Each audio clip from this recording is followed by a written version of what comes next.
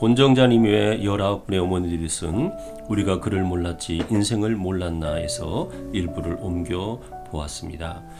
본 도서는 가난 때문에 그리고 여자라는 이유로 글을 배우지 못했던 어머니들이 80이 넘어 글을 배워 자신들의 이야기를 써낸 기이한 책입니다.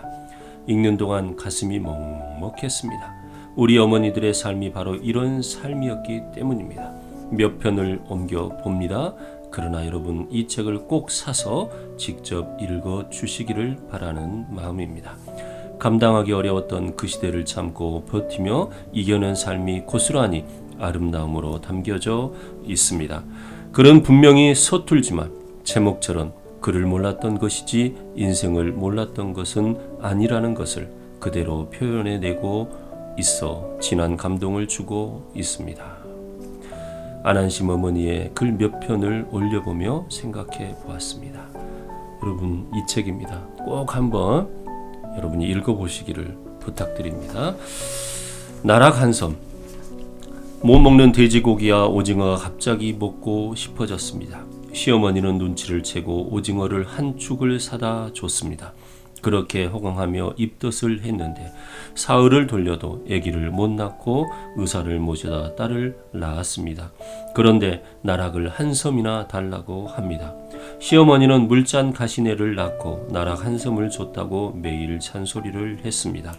나는 날마다 시어머니 눈치를 보며 숨도 크게 못 쉬었습니다. 그런데 그 딸이 커서 나한테 제일 잘합니다. 화난 시아버지. 시어머니는 닭목천을 잘라놓고 시아버지 옷을 만들라고 했습니다.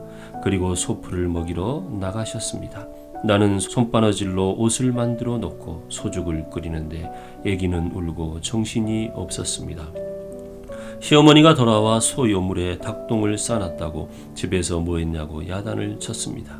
나는 닭똥을 드러내고 소죽을 끓이면 되지 않느냐고 말했습니다. 그런데 사랑방에서 시아버지가 쫓아나와 말대답을 했다고 학자 집안에서 그따위로 배웠냐고 난리를 쳤습니다. 나는 무서워서 벌벌 떨고 있는데 남편이 그러려고 남의 집 딸을 데려왔냐고 한마디 했습니다. 그 뒤로는 시부모님이 정말 잘해 주셨습니다. 고마운 친정 오빠. 딸을 하나 낳고 첫 아들을 낳았는데 장애아를 낳았다고 난리가 났습니다.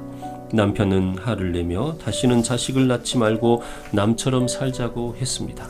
나는 한쪽 다리가 흰 아들을 낳은 채로 아무 말도 못하고 살았습니다.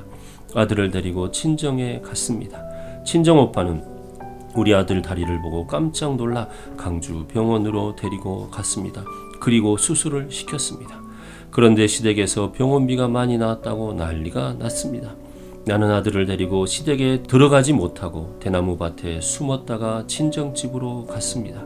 다음 날 남편이 데리러 왔습니다.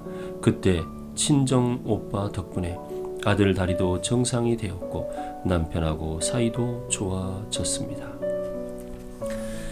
우리 어머니들이 여자로 태어난 것이 무슨 죄라도 되는 듯 이렇게 참고 당하며 살았는지 싶은 생각에 가슴이 먹먹합니다. 어머니들은 자식을 감싸 안고 모든 것을 자신의 책임으로 돌리며 말없이 그렇게 살아 우리들을 키워냈습니다.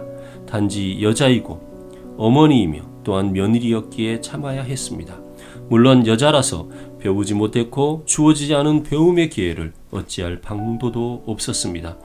문득 심순덕 시인의 엄마는 그래도 되는 줄 알았습니다 하는 시가 생각이 납니다. 하루 종일 밭에서 죽어라 힘들게 일해도 엄마는 그래도 되는 줄 알았습니다. 찬밥 한 덩이로 대충 부뚜막에 앉아 정심을 떼어도 엄마는 그래도 되는 줄 알았습니다. 한겨울 냇물에서 맨손으로 빨래를 방망이질해도 엄마는 그래도 되는 줄 알았습니다. 배부르다 생각 없다 식구들 다 먹이고 굶어도 엄마는 그래도 되는 줄 알았습니다.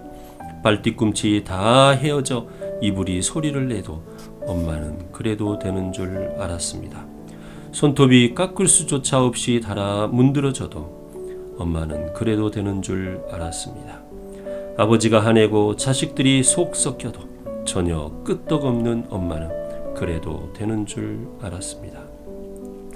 애할머니 보고 싶다, 애할머니 보고 싶다. 그것이 그냥 넋두리인 줄만. 한밤중 자다 깨어 방구석에서 한없이 소리 죽여 울던 엄마를 본 후론 엄마는 그러면 안 되는 것이었습니다.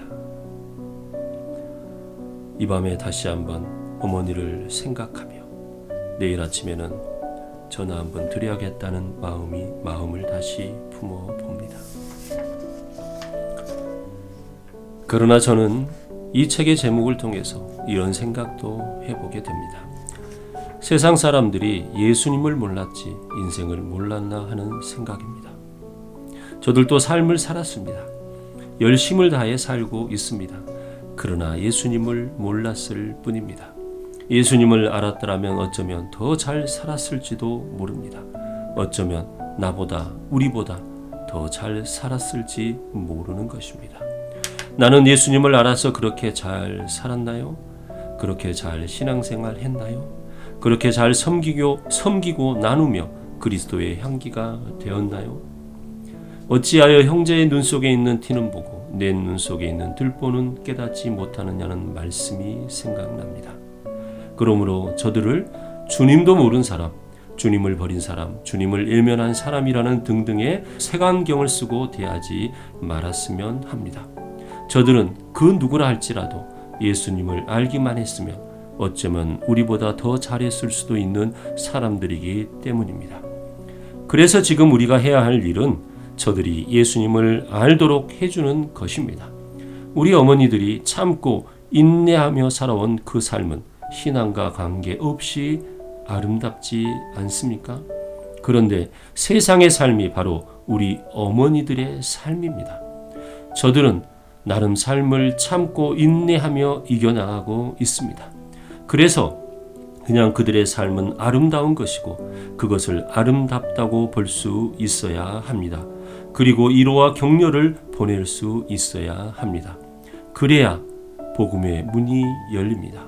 어느 누가 자기의 삶을 죄에 빠져 허비하는 인생이라고 하는데 그 비난하는 자들의 말을 듣겠습니까? 혹 그것이 신앙이라고 한다면 더더욱 그렇지 않겠습니까? 우리 기억하십시다. 그래서 저들의 삶을 신앙과 관계없이 노력과 분투의 아름다움으로 볼 수 있어야 합니다. 그래야 복음을 전해줄 수 있습니다. 그렇게 아름답게 볼 수 있어야 우리가 저들을 품을 수 있게 되는 것입니다. 결국 우리가 바라는 그 신앙의 신비가 나타나게 되는 것입니다. 그래서 저들의 삶을 응원해야 합니다. 저들의 삶에 박수를 보낼 수 있어야 합니다. 주께서 여러분과 함께 하십니다. 아멘. 여러분 꼭 부탁합니다. 이 책 꼭 한번 읽어보시기 바랍니다. 우리 어머니들의 삶, 아니 우리의 삶이 들어있습니다. 그리고 신앙 안에서 비추어 보시기 바랍니다. 주님이 우리와 함께 하십니다. 고맙습니다.